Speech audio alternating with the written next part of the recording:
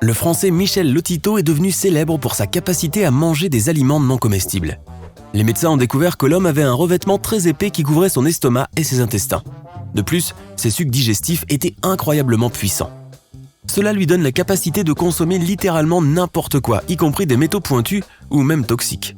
Pas étonnant que Lolito ait reçu le surnom de « Monsieur Mange-Tout ».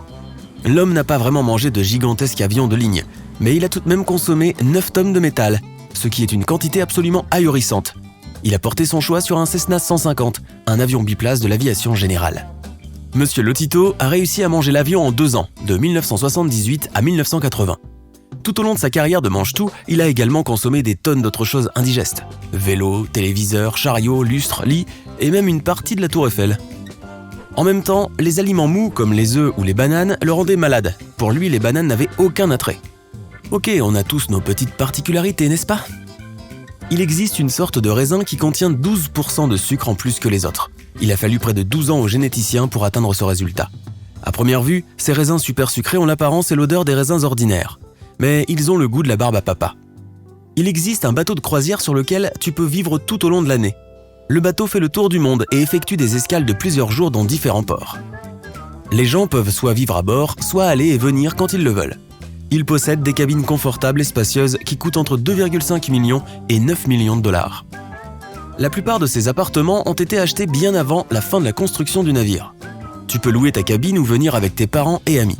La moyenne d'âge des résidents du navire est de 66 ans. On dirait que les montagnes de Vénus sont couvertes de neige, mais les températures sur les planètes sont brûlantes, alors c'est impossible. La substance qui ressemble à de la glace est en fait métallique.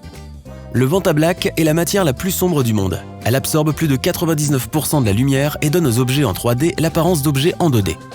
Ce matériau est constitué de minuscules tubes creux en carbone. Ils sont cultivés dans un laboratoire spécial. Cette histoire commence en 2003, lorsque 2 frères espagnols ont acheté une œuvre d'art très chère. Ils ont cru qu'il s'agissait d'une peinture originale de Goya. Lorsqu'ils ont découvert qu'il s'agissait d'un faux du 19e siècle, les hommes ont décidé de le vendre en le présentant comme un vrai tableau. L'acheteur était censé être un riche cheikh arabe. L'intermédiaire a exigé une commission de 350 000 $. Les frères n'avaient pas autant d'argent et ont dû l'emprunter. Au début, les vendeurs ont demandé 4,5 millions de dollars. Mais au final, ils ont descendu le prix à 1,7 million de dollars.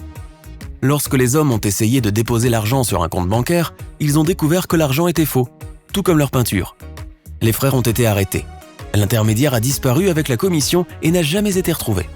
Le néerlandais Wim Hof a reçu son surnom de l'homme de glace pour une bonne raison.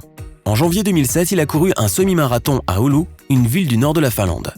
Elle est à peine à 160 km du cercle arctique. L'homme n'avait ni chaussures ni t-shirt, même si c'était plus de 2 heures de course pieds nus sur la glace et la neige.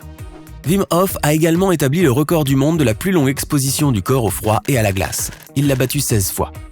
Son meilleur résultat a été dépassé en 2019 par un athlète australien. Ça donne des frissons, n'est-ce pas ? Un Canadien était en train de pêcher lorsqu'une puissante tempête a frappé la région. Son bateau s'est dévié de son cours et a fini coincé dans des buissons.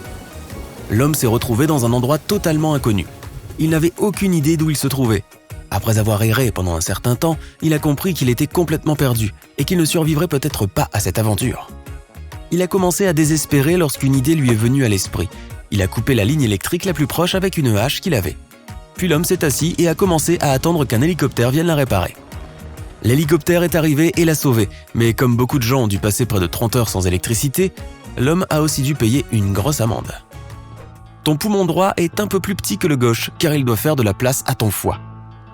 Quant au poumon gauche, il est plus étroit parce qu'il doit faire de la place pour le cœur. De plus, les poumons des hommes contiennent généralement plus d'air que ceux des femmes. Les signaux sans fil sont illégaux dans la petite ville de Greenbank, en Virginie occidentale. Cela signifie pas de téléphone portable, pas de Wi-Fi, pas de Bluetooth, pas d'émetteur électronique et ainsi de suite. Tout cela parce que l'endroit abrite le télescope de Greenbank. C'est le plus grand radiotélescope du monde et il peut être dirigé vers n'importe où. Tout type de signal sans fil pourrait interférer avec son travail. Il n'y a que 2 saisons sur Uranus, l'été et l'hiver. Chacune d'entre elles se produit 2 fois par an et dure 21 années terrestres. Une année complète sur Uranus dure 84 années terrestres. Waouh! Imagine si tu devais attendre les vacances d'été. Mon Dieu! La langue du chef dégustateur de café de Costa Coffee est assurée pour 13 millions de dollars. Ses papilles gustatives sont aussi importantes pour sa profession que les cordes vocales pour un chanteur. Elles lui permettent de faire la différence entre des centaines de saveurs. Les toutes premières montagnes russes ont été construites pour transporter le charbon en bas d'une colline.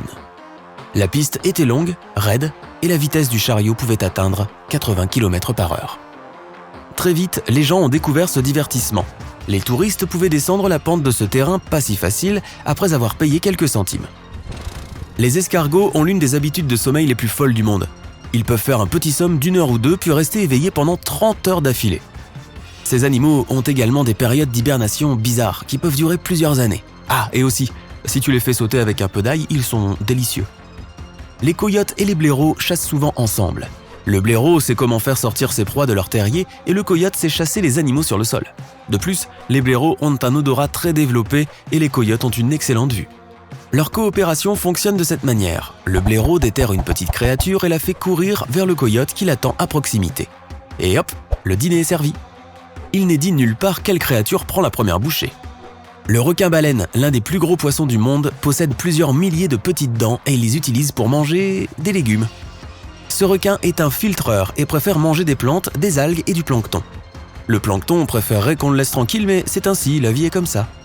Beaucoup de gens se mettent à rire après avoir éternué plusieurs fois de suite. C'est parce qu'éternuer te rend heureux. Quand tu le fais, ton corps libère des endorphines. Ce sont les hormones responsables de la gestion du stress. Cool. Les hiboux sont tellement souples qu'ils peuvent tourner leur tête en un cercle presque complet. Tout cela grâce au fait que leur tête est reliée à leur corps par une seule articulation cylindrique. Les humains, eux, en ont 2, et cela limite sérieusement nos capacités. Les hiboux ont également de nombreuses vertèbres, de minuscules os qui forment la colonne vertébrale et le cou. C'est une autre chose qui les aide à effectuer le tour complet avec leur tête.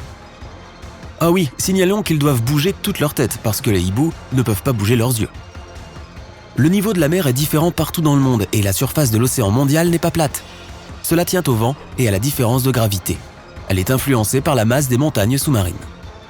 La plupart des astronautes affirment que l'espace sent comme un steak grillé ou un barbecue. C'est exactement l'odeur qui persiste après une sortie dans l'espace. Mais certains explorateurs de l'espace affirment, eux, que cela sent plutôt comme du métal chauffé. Ou peut-être que le métal chauffé ou le steak brûlant sentent comme l'espace. Je veux dire, qu'est-ce qui était là en premier ? Tes rêves les plus intenses se produisent pendant le sommeil paradoxal, mouvements oculaires rapides. Ce stade ne dure pas longtemps et se produit entre 90 et 120 minutes d'intervalle tout au long de la nuit.